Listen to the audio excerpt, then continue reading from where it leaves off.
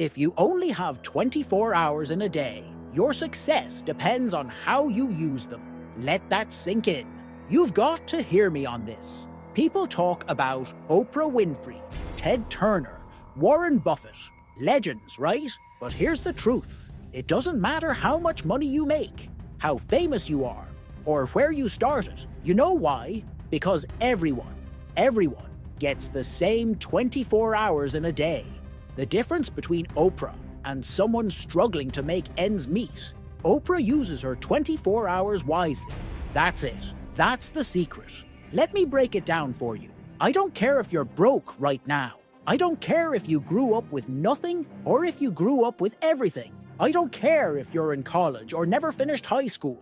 None of that matters. What matters is this: you have 24 hours. Just 24. And what you do with them will determine your future. Let me tell you something real. I was a high school dropout. I had nothing, but I decided to take control of my 24 hours. And guess what? I went from zero to selling 6,000 books in less than 6 months. How? Because I got ruthless with my time. I looked at my 24 hours and said, if I don't change this, I'm going to be broke forever. And that was my wake-up call. Here's the deal. If you write down your 24-hour schedule and show it to me, I can tell you exactly where you'll be in 5 years, 10 years, even 20 years. Your schedule is a crystal ball. It doesn't lie. If you're spending hours scrolling, procrastinating, or doing things that don't move you forward, your future is already written.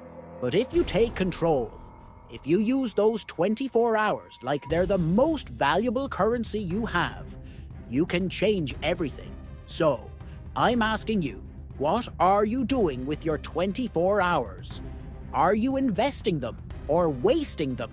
Because here's the truth. Time doesn't care about your excuses. It doesn't care about your past. It only cares about what you do right now.